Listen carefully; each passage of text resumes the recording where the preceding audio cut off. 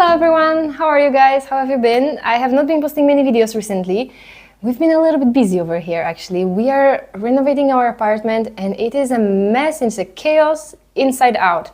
I actually had to push the mess on the sides to create this little spot to record the video for you today. And my balcony looks more like a storage unit rather than a garden at this point. But hopefully it will be finished soon. But I'm really running behind on many gardening tasks, especially on seed starting. So I really need to start some seeds this week.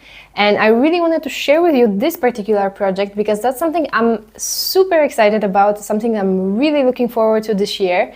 And that is tomatoes. Yes, you heard me well. We are gonna grow tomatoes in the shade. And I say we because maybe after watching this video, you will also want to give it a try. So I think I will actually turn it into a mini series, maybe like 3 episodes. In this episode, we are gonna focus on the whole seed starting process and the choice of tomatoes and what obstacles you may come across. Is it worth growing tomatoes in the shade, or how to make it worth your time and effort? Then in the next episode, I can share with you, for example, how I transferred them on my balcony, what soil, what pots I choose, and then sometime later in the season I will share some updates, show you how it goes and how I maintain them, how I take care of them and stuff like that. So in today's video, we're only gonna focus on the seeds, on the choice of seeds, on the obstacles, on how to make it happen, and yeah. Let's get into it. All right, you guys, so before we start sowing these seeds, let's have a little chat. So perhaps grab yourself some tea, coffee. And first, let's talk about how to make it possible, how to grow tomatoes in the shade, what obstacles you can come across and how to overcome them. So first things first, obviously, the light exposure. We all know that tomatoes need at least 6 to 8 hours of sunlight, the more the better. Simply to develop properly, to grow healthy, to set fruit, and for that fruit to actually ripen and to taste well. I only have 3 hours of sunlight in my balcony garden. I never really tried growing tomatoes here because I just figured, well, it wasn't worth it. But then I heard from a couple of gardeners who also garden in shady gardens on northeast facing or north facing balconies, and they said that they were successful with some tomato varieties. So I figured, okay, I'm gonna dig a little bit deeper into this topic. I wanna see for myself, experiment for myself. So last year I decided to grow 1 tomato in my garden and see how it goes. But I picked that tomato strategically.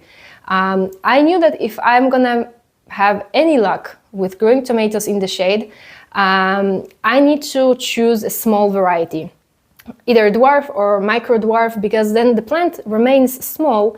It doesn't have to so to say, waste energy on that growth and development. It stays small so it can focus its energy on fruit production. So that was the first point. The second point that I took in consideration was the color of the fruit. I always say this, but the darker the fruit, the more sun it needs to ripen. So I picked mini dwarf cherry yellow tomato called Pick and Joy Cherry Yellow. It grows about 20-30 centimeters tall. And I placed it strategically in my garden. And you guys, I did not expect I'll be this successful. I had absolutely zero expectations, and this tomato produced handfuls of tomatoes each week, like a good handful of tomatoes. And not only did it produce a lot, but it also tasted really, really well. So I figured I need to repeat that experiment, but on a larger scale this year. So I have, I think, 6 tomato varieties over here. We're gonna talk about this in just a second. All right, so the first obstacle, as I said, is the light. So if you're gonna try growing tomatoes in the shade, I would recommend you to go with dwarf or microdwarf varieties because these stay very small.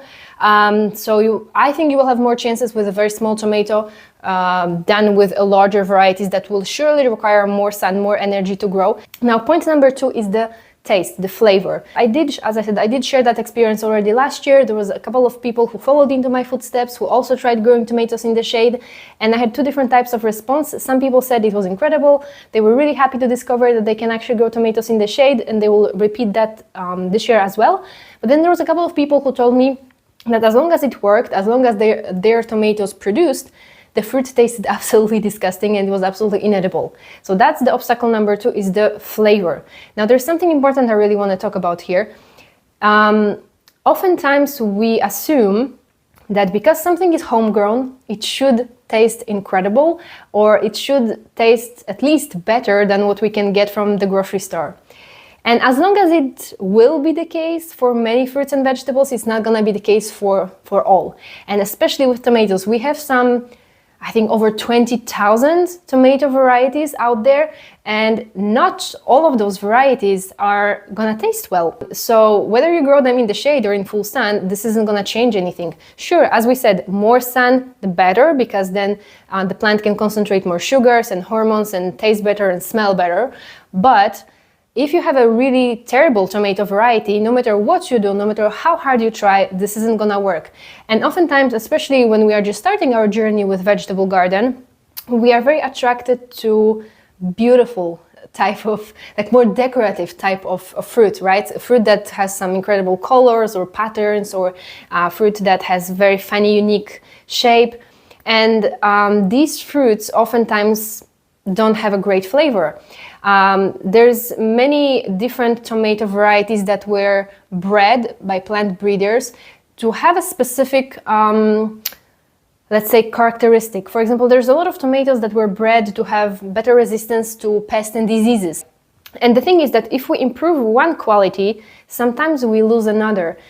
So if we make the plant, for example, more resistant to disease, sometimes in the process we lose that other quality, which is the smell, the aroma, and the flavor. So the same goes for mini dwarf tomatoes. These mini dwarf tomatoes are really great because they are compact, they are small, they are perfect for container balcony gardens, but they were bred to stay small and compact.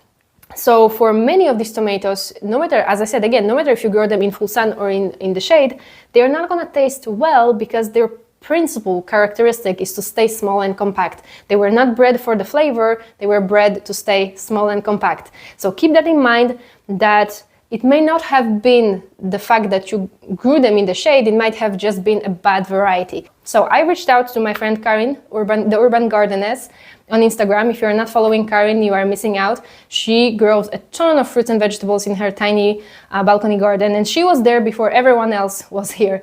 Like, I've been balcony gardening for over a decade. She was here way before me. So she has a ton of experience, and I relied upon her experience. So big shout out, big thank you to Karin for sharing her experience with me and for suggesting some microdwarf tomatoes that actually taste well. So I'm gonna further share with you a couple of varieties that Karin suggested. I also did a little bit of research and I added a couple of varieties to the list myself that I wanted to try.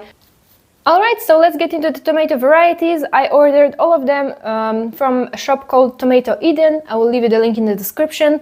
It arrived within a week from Latvia here to France, and I already shared that on Instagram, and I know that a couple of people already bought these varieties from that exact shop, and they also received their order within a week to different European countries. So I think if you order now, you still should have plenty of time to sow them and to grow them in your garden this year. So 5 varieties that I ordered, 1 variety that I got as a gift, so the gift variety. And what I love is she didn't just give me any other random tomato as a gift, she gave me another micro dwarf tomato, so that was super thoughtful, and I'm really excited.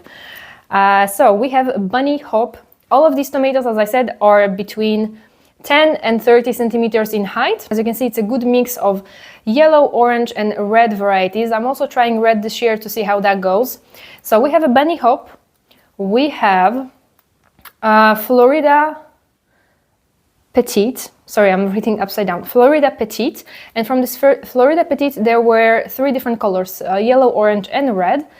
Then we have this one. This one has a little bit funny shape. Some tomatoes are smaller, some are larger, and they have a kind of like a tear shape. They are called Funny Plum Orange. Next, this yellow variety, we have Little Peeps. This is Lois Baby Tiger.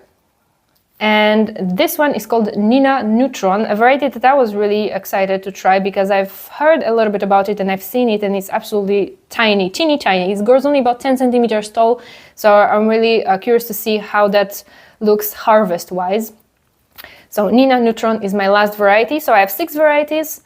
So let's get into sowing them. Okay, so for seed starting, I'm gonna show you my very simple setup in just a second. But when to start tomato seeds?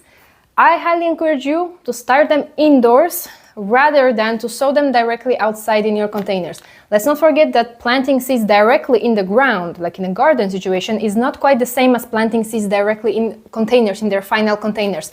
It will not work quite the same way. It can be a little bit tricky. I think that sowing seeds indoors is easier and more reliable, and I know that it takes space. I live in a small apartment. I really have no space at all. I literally showed you last year how I set up a seed sorting station above my kitchen cabinets with a grow light, because I can't even place them in front of a window. I don't have window sills in my apartment, so I really work with no space at all, and I still manage to start my seeds indoors. So I think if I can do it, you can do it as well, especially if you're not gonna grow a ton of seeds. So, highly encourage you to start them indoors, and you should do so 6 to 8 weeks before your last frost date in the spring. Now, if you don't know what's your last frost date in the spring, check it online. It's a very helpful date because every seed has a recommendation as to how many weeks before that last frost date in the spring you can start them. So for tomatoes, that's 6 to 8 weeks. So for me, my last frost date is the first week of April. From the first week of April, I'm counting backwards 6 weeks, 6 to 8 weeks. And we are at about 6 weeks right now, I think. So that's the perfect moment for me to start my tomato seeds. To start my seeds, I use these trays. I've had them for years. I use them for all of my seeds. I think I found them on Amazon. I will try to find similar ones and link them in the description if you're interested to check it out. These are actually self-watering ones. There is a tray and a wicking mat, and then you place this on top, but I don't use it. I don't like to rely on self-watering system with my seedlings. I prefer to just hand water them when I see that they are dry. So I just use this tray, this bottom tray, and the pots, and then the humidity dome that you place on top only at the beginning. I'm gonna explain this in a moment, but yeah, that's what I use for all of my seeds. Then the next thing you will need is a seed starting mix, and yes, you do need a specific seeds and cuttings potting mix. Eventually you can opt for a multi-purpose potting mix, but then in that case be careful and pick one that doesn't contain any fertilizers, or that has only a little bit of fertilizers, very low concentration, because if your multi-purpose potting mix has fertilizers, this can potentially burn your seedlings. So better to go with a seeds and cuttings potting mix. This is very lightweight. This is appropriate for those tiny roots, allow those tiny roots to develop. Very lightweight, very porous. So doesn't matter which one. I don't really pay attention to the brand. I just pick any random seeds and cuttings potting mix. And for my plant tags, I use these plastic ones. I also found them online, I think years ago. I like the fact that they are plastic because they are quite resistant, and I can write whatever I need with a marker, and then by the end of the season, once I'm done, I just clean the marker with a rubbing alcohol and they are like new. My potting mix is ready. I pre-moistened it a little bit before just so that it's easier and the seeds kind of adhere better to the soil. And let's start with the first variety. Let's start with the Nina Neutron. So as you can see, tomato seeds are very small. Usually the larger the seed, the deeper we plant it, the smaller the seed, the closer to the surface. So tomatoes, for tomatoes, I'm only gonna make a small holes, not too deep. We don't want to bury them too deep because then they may not germinate. Just gonna make a little hole with my pencil here. And I'm gonna be sowing about 2 seeds per cell. This way we are sure that one of them will germinate. So there we go. One here and one here.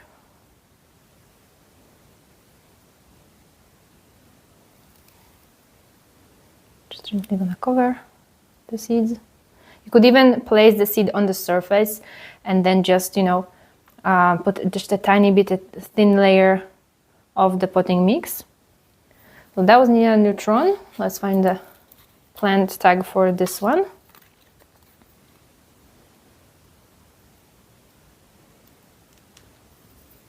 Right. Next will be Funny Plum Orange.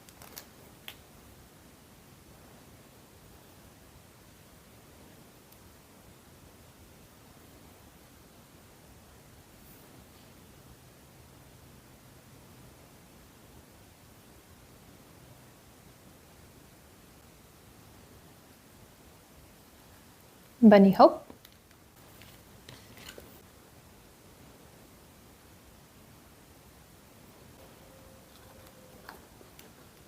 Little Peeps.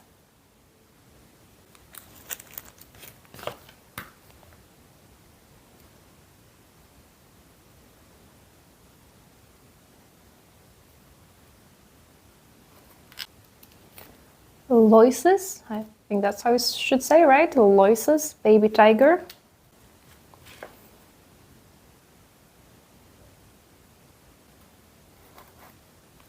And last, Florida petite.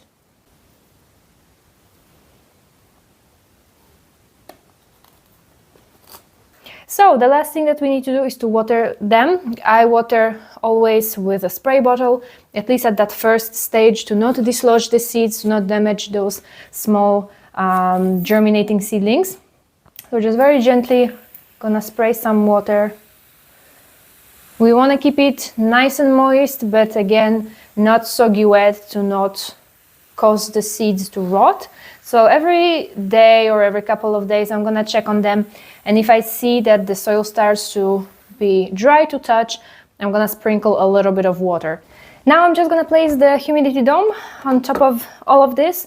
I'm gonna only keep the humidity dome for the first couple of days until the seeds germinate, because we want to prevent that surface of the soil from drying out, because those tomatoes are very close to the surface. So this will keep it nice and humid. But once the seeds actually germinate, I'm gonna take it off, because once the leaves start to appear, we want a really good airflow. We don't want any mold or any fungal diseases to develop. So this is for the first couple of days, and these seeds should germinate within 5 to 10 days. I'm gonna place it under grow lights, because as I mentioned, I have really low light levels in my apartment. I don't have window sills, so I have to place it under grow lights. I think I'm actually gonna place it here. Now that I have installed 2 extra grow lights on this shelf, I can keep it here for the time being. But yeah, I highly encourage you to place this under grow lights. If you don't have grow lights, then you will have to place it on a bright windowsill, but like a really bright windowsill. Alright you guys, I hope that you found some helpful informations in today's video and that you will try growing tomatoes, whether that be in your shady garden or in your sunny balcony. If you found this video helpful, I would appreciate if you could give it a thumbs up and subscribe to the channel if you haven't already. Thanks so much for watching, and we'll see each other in the next one.